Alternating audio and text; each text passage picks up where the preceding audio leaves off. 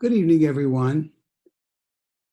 This evening, we will be discussing the Parsha of Chayei, in which we find not only the tragic death of Sarah Imenu suddenly, we also, of course, will find the passing of Avram Avinu.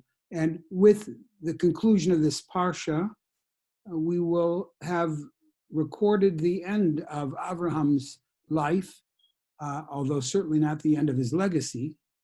And we will then discuss for a moment or two at the end of this evening's shir the legacy of Avram Avinu and Sarah Imenu, both of them together. The second thing I'd like to do with you is to discuss the idea of pshat and drash. Rashi, of course, is known. He said that he tried to give the pshuto shel mikra, what we would have to say the direct pshat, or what I would say perhaps even more accurately, it would be the interpretation that would be based upon the context, driven by the context, and faithful both to the syntax, the sentence structure of the pasuk, as well as whatever the meaning of whatever words may appear. So we're going to examine this evening the two different approaches, actually three different approaches, one of Rashi, one of Abravanel, who lived in the 15th century, and one of our earlier contemporary, Rabbi Yoshever Soloveitchik Zatzal. Each of them presents new understanding and insight into the life of Sarah Imenu. We're going to begin with Rashi, who was born in 1040 and was among the first of the Rishonim that record their works on Chumash, certainly on Gemara as well.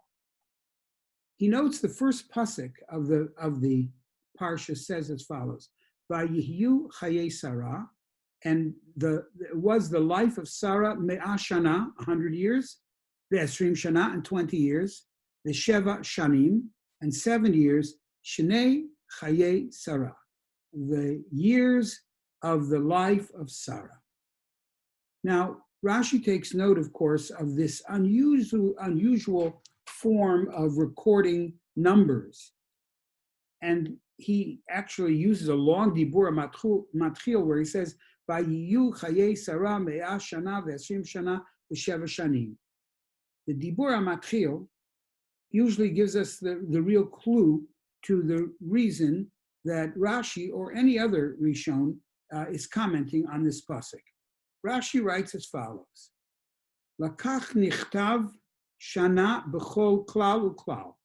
After each place value, 100 years, and 20 years, and 7 years, instead of 127 years. But rather, the word years seems to interrupt between the place values that we call the place values today. Lo melacha, Rashi says to tell us, shekol echad nidrash latzmo, that each of these segments actually needs to be understood by itself. Bat kuf kavat kaf. She was at the age of 100. She had the purity and was without sin as she was at the age of 20. And of course, we know, as the Meforshim say, Rashi brings, that at the age of 20, people who are well-intentioned and want to do well may start with a clean slate. Exactly how that happens, we don't know, but that's what Chazal tell us. And so therefore, at 100, she had the same, her slate was just as clean as it was on the day of her 20th birthday. And then, Bat Chaf Kavat Zayin Liyofi. She was at 20, she had the beauty and the innocence, the pure innocence of a child at 7, which in itself, I think all of us, each of us remarks, and when we see a young child, innocent, a child that is curious and looks at the world with wonder, there's a certain beauty to that each of us can behold. So that's what Rashi says. At 100, she had the had the purity, and she was without reckoned sin as she was at 20, and at 20 she was as beautiful both inwardly and outwardly as she was at 7. Now that's Rashi, and now we're going to cite Abravanel. Rashi was born in 1040. Abravanel, and by the way, sometimes his name is pronounced Abarbanel, sometimes Abravanel. I once spoke with Rabbi Michael Ezos, who was certainly a respected Rav here in Chicago up until about 15 years or 20 years ago, when he and his family went and made Aliyah to go to Eretz Israel. He was a Sfardi Tahor. He was actually could trace himself back to the Rambam. And I asked him, is it a Bravanel or Barbanel? In America, it seems that the secularists, as well as many religious people, pronounce it a Barbanel. So he said that he thinks the preferred pronunciation is a Bravanel, but both are used. So we can use those interchangeably. I certainly cannot maintain that it should be a Bravanel rather than a Barbanel.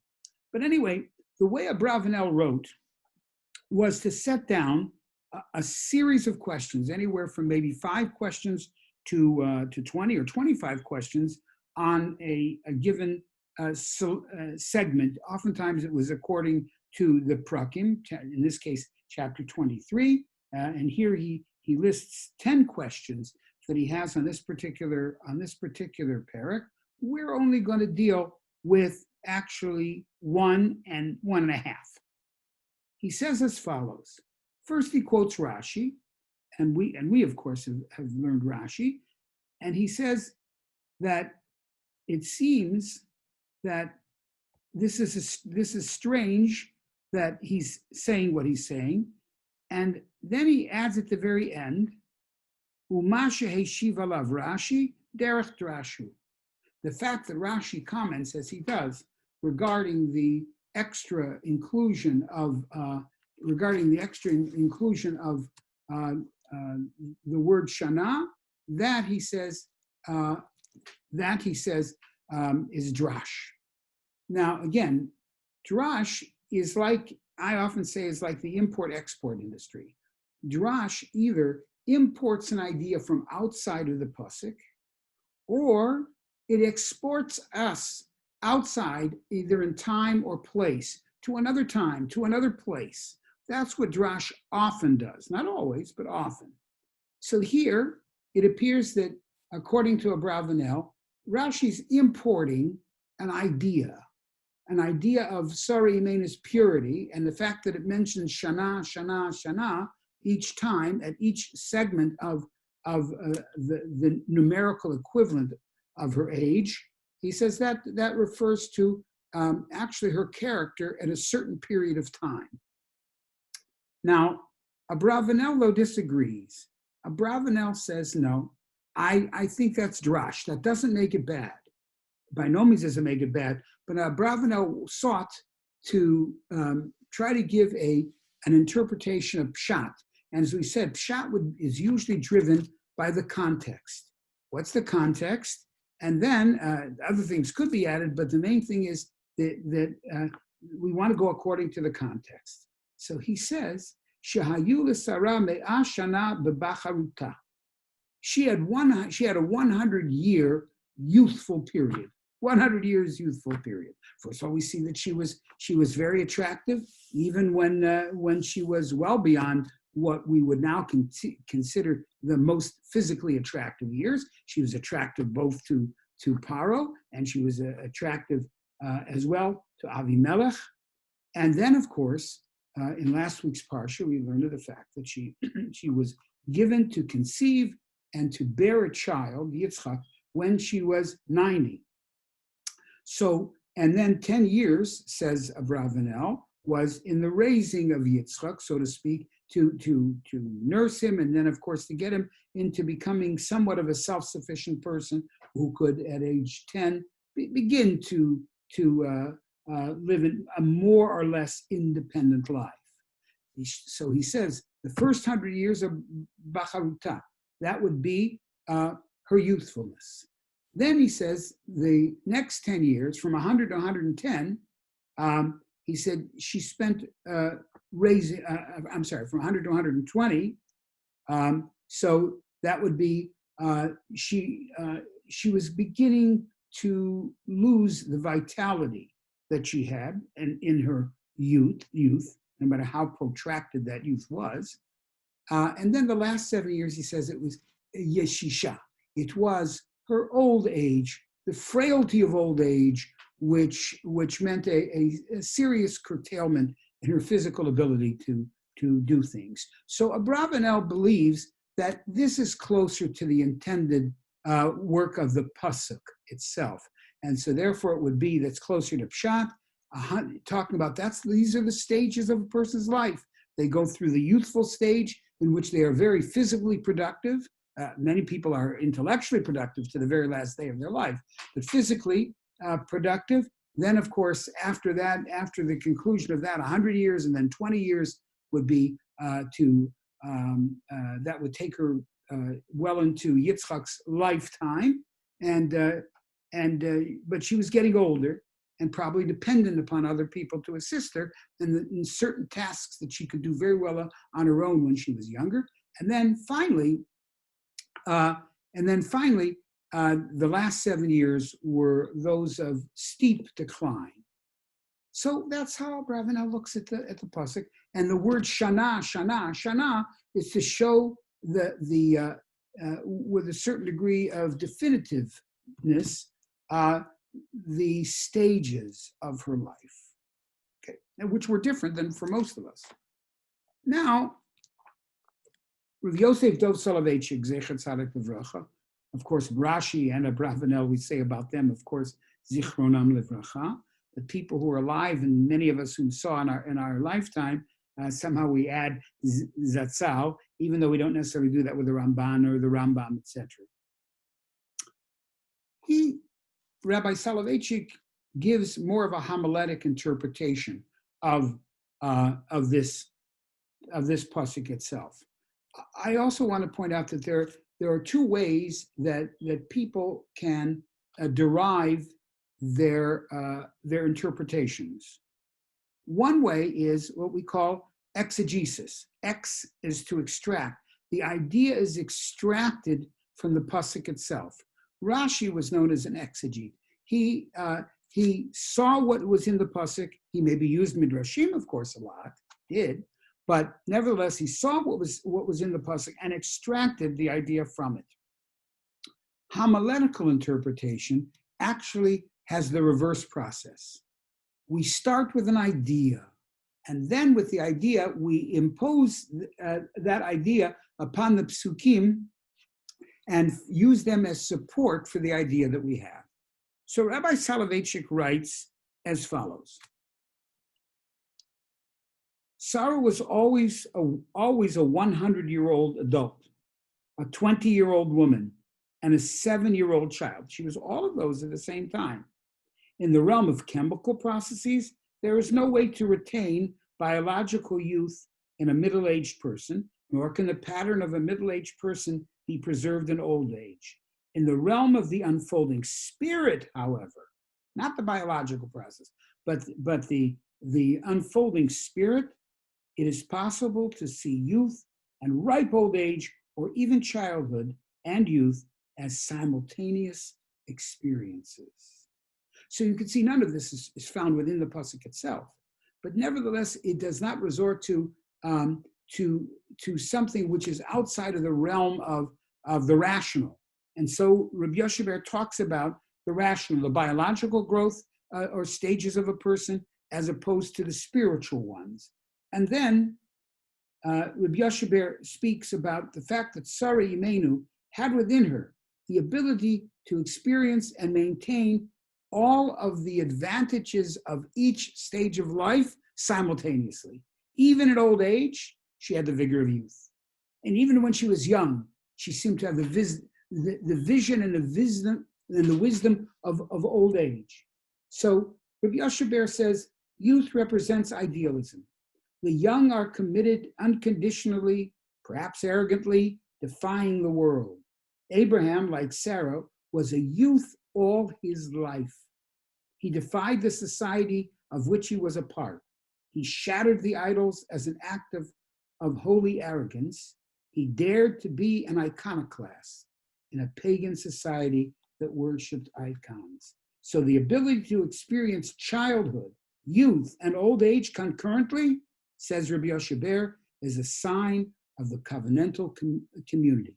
That we as a community, the Jewish people as a whole, need to be able to embody or embrace this idea and capacity. That even as we are now, it's hard to say what old age is for a people, but certainly amongst the nations of the world, we are old. But yet we have the youthful vitality, and we need the youthful vitality to be able to continue all of these all at the same time. Youth, middle age, and old age, all functioning. That is what we need for a covenantal community. That's Rabbi Yoshe. So you have a Rashi, the exegete, Rashi, who uses the pasuk straight to discuss, to explain the unusual wording of Shana or insertion of Shana. Then you have a Bravanel who says, no, let's understand it, that here we're talking not about something not within the pasuk itself, but rather something which deals with the stages of a person. Her stages were unusual, that's true. She had a 90-year-long youthful period.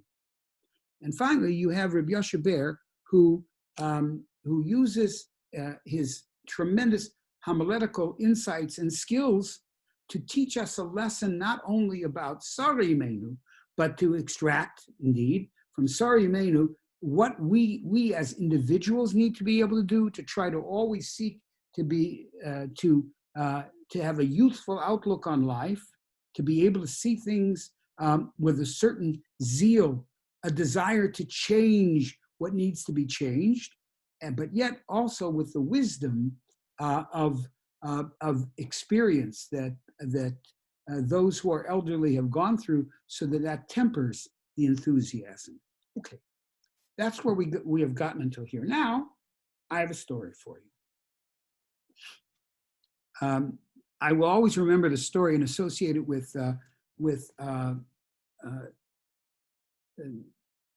Chayei Sarah. About 34 years ago, I was studying Yerushalayim, and I had the great zechut of studying with Nechama Leibovitz, Alei Shalom. And it was Parshat Chayei Sarah, in which she told us that she wanted to teach us how to go through a Parsha in a multifaceted way. So we were all familiar, of course, with the story of Sari Imenu, her passing, but for that particular she'ur, it was Eliezer's travels to Aram Naharayim to be able to find a wife for Yitzchak. We, of course, were familiar with that too. We were all educators. And she said, so how many times is Eliezer mentioned in the Parsha? Well, people could tell pretty much that even though they didn't know, many of us did not realize itself how many times Eliezer was mentioned. Probably the best answer would be either 0 or 1.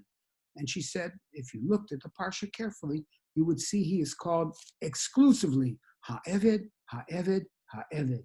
That in fact, that the person that Avram Avinu sent was Ha'eved. Now we know from earlier Parshiot that he was known as Zakan Beito. He was in fact the person in charge of the household of Avram. Obviously, Avram Avinu trusted his judgment very, very much. So it makes sense that Chazal would identify Ha'eved, this servant, as being Eliezer. There's no reason to contest that at all, even though his name is not mentioned specifically in the Parsha. Then she said, well, does anybody know how much a camel drinks after it traverses the desert? The camels are known as the ship of the desert, and that means that they can traverse long, long distances without drinking. That means they obviously store a great deal. So when, and of course we know the story is that Eliezer asked to be able to identify the person who should be Yitzchak's wife through the kindness that she would have. So Rivka comes and she says, let me give you a drink and your camel's drink.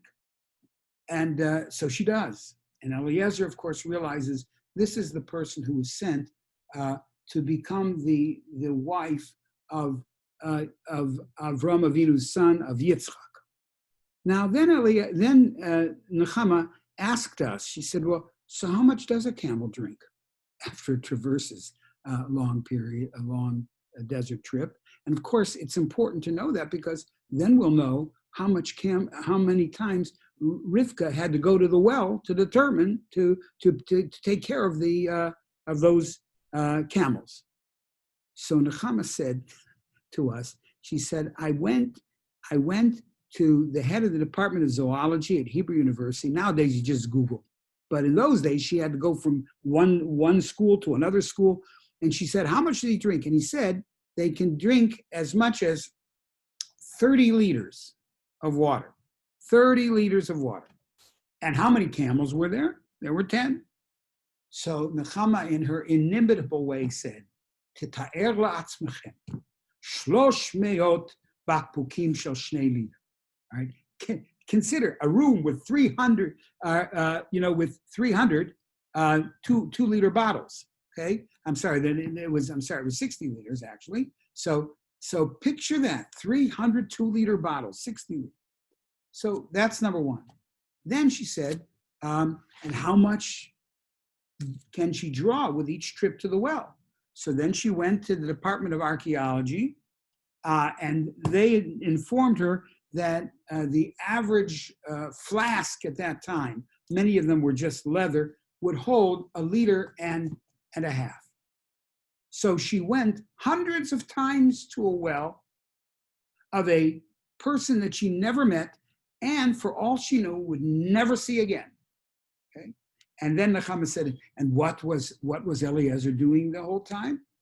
His hands were crossed, and he watched her go this way and that way. So then Nechama, a beautiful understanding. I realized that you have to look carefully for text. Then she taught me that you need to go to the source. If you really want to understand what happened, you have to go to the source and find out what she actually did. Hundreds of times to go to the well for this man that she didn't know. So then Nechama concluded the shir, and she said, so the next time you're standing on Rehov Yafo and somebody asks you for an address to the post office or whatever it may be, and you just say, Yashar, Yashar, Yashar, he said, don't count yourself among the children of Rivka Imei. Beautiful. So I learned text, and in addition to the text, I learned to try to delve into the actual nature of the text, what it was and what it meant. And then we concluded with a beautiful moral lesson. So I walked away happy. To this day, I didn't forget the shir. But it's not over. The story isn't over. 3 days later, the shir was on Sunday, Tuesday, I believe it was. Unfortunately, one of my children had to go to Yerushalayim because she had to have 2 teeth pulled. Okay, I go to Yerushalayim. I didn't have a car, so I was waiting for a bus at the bus stop this happened to be in Rechavia. So I'm waiting, and who walks up to us? But it is Nechama Leibowitz. She was also in Rechavia. For whatever reason, she came. Hello, she greeted me, and then I introduced my daughter. My daughter's cheeks were puffed, and Nechama expressed her sympathy with my daughter as to what she has gone through. And it was very nice. We talked. What number was she waiting for? What number was I waiting for? A bus comes. And it wasn't the bus that either of us needed. The front door of the bus opens, and there at the top of the stairs is an old lady. She had, really old, bent over. And in those days, this was like 1986, maybe 1986, they used to go to the store shopping with these, they're like washing baskets, plastic, that you have, that you take the laundry down, laundry baskets. So this woman had a full laundry basket in each hand, one to the other. She's at the top of the steps. And I'm thinking, my goodness, how is she ever going to get down the steps? Before I can even complete my thought, Nechama Leibovitz, who was, by the way, an 80-year-old person, easy at that time. She literally bounded up the steps, took one of the baskets, put her arm around the back of the lady, and gently walked her down to the bottom of the stairs, leaving Superfather a very, very embarrassed person. I had spent the morning teaching my daughter, who really at that point was an unwilling listener because she had her teeth pulled, and I was telling her, see, this street intersects with the Ramban. This person was the Ramban's son, Ramban's student, and this person was another student of the Ramban. These are all Sfaradim, and they're all Rishonim. And I was pretty proud of myself. The reality is the difference between Nechama Leibovitz and me at that day was I learned the Torah. I heard it from her 3 days before. I could recite that shir then, and I can recite it now. The difference, though, is that she lived the Torah that she taught. And so she was the one who was not going to say, Yashar, Yashar, Yashar. She was the one who was going to act upon the Torah that she had learned, and I might say a step further, internalized. Yehi Ratzon that we should all be able to internalize the Torah. Now, one last 3 minutes to conclude. This is the last we're going to read of Avram and Sarah in terms of their whatever events and episodes occurred directly in their lives. So I want to capsulize things. Avram Avinu was the iconoclast, as we mentioned earlier. He was the breaker of idols, but he refused to be just a breaker of idols. He was a builder. He transformed misuse of our earth and our materials, and he redirected them so that it would be to the service of HaKadosh Baruch Hu, where the Tower of Babel was such that it was built upon hubris of human beings, and the fires were used purely for the aggrandizement of the people of that area. But when actually individuals fell, it meant nothing. Avram Avinu was the only protester. He protested. He was known as the iconoclast. He broke his father's idols, but he wasn't just that. The fires were transformed into the fires of the Mizbeach, of the altar. And of course, that magnificent tower that they had hoped to build was redirected by Avram to the simple tent, the tent which represents the Jewish home, which is the very backbone and the center of Jewish life. And in addition to this, last week, we learned about Avram Avinu, who within him there was a profound dialectic. On the one hand, he always saw himself as the servant of God. Then he finds out that God is about to destroy Sodom, and Avram Avinu also believed himself to be the advocate of humanity. So now there's a tension between these two goals of Avram Avinu. On the one hand, he sought to be the servant of God. On the other hand, he always saw himself as the advocate of humanity. What shall he choose? Avram Avinu chose advocacy, to advocate for the welfare of human beings, even though they lived a wretched life, and even though their entire society was corrupt beyond description. He chose to be an advocate. And then, as I mentioned last week, we say, Avraham Shavlin Komo. When he finished speaking and he realized that he had done everything that he could, then the pasuk says, Avraham Shavlin Komo. Avraham returned to his place. What is his place? His place, he knew, was to be an Eved Hashem, a servant. So when he began his discussions, when he began his plea with HaKadosh Baruch Hu, he saw a tension. He saw a dialectic between the two aspects of his being. One to be advocate of humanity and the other to be a servant. And at the beginning, he may well have felt that to be an advocate in this case would be that he'd have to put down his role of servant. By the time he completed his plea, he realized that he was still God's servant And sometimes the way we serve God best is even by arguing with him, because God does not want yes people. God wants people who live lives of virtue and who wish to make the world better. In the end, Hashem will determine what is the right action. But our job is not to ask why this person was sick, why this person was poor, why this person lost his job. It could be this, it could be that, it could be something else, but rather our job is to advocate, to daven for the person, which is what Avram did, even for the lowest of people. And in doing so, he elevated himself to become the true Eved Hashem, and that allowed him to make the decision to speak or not to speak. When Hashem confronted him with the Akedah, Avram Avinu knew he could argue. But here, the issue was a global issue. It was an issue that would be something not just as what to do with people who are bad, but rather setting an understanding of how the world should work. There he didn't argue, because he knew that ultimately that God is just and he will decide what is best for his world.